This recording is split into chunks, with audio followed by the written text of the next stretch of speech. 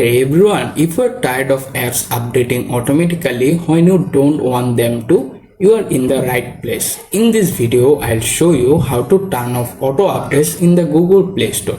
It's quick, easy and only takes a few taps. So let's get started. Begin by opening the Google Play Store app on your phone and make sure your phone is connected to the Wi-Fi or mobile data. After that, look at the top right menu bar. Here find the Google profile icon. Tap on it. In the menu, scroll down to the bottom, then click on settings. Once you are in settings, here you can see various options. Look for the network preferences, tap to open it. After the pop-up page, you can find the auto update apps option, tap on it. Right now this option is selected or turn it on.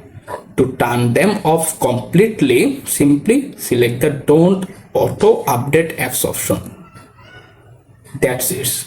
I hope this tutorial made things a little easier. If you found it helpful, consider subscribing for more simple tech tips. Thanks for watching and I will see you in the next time.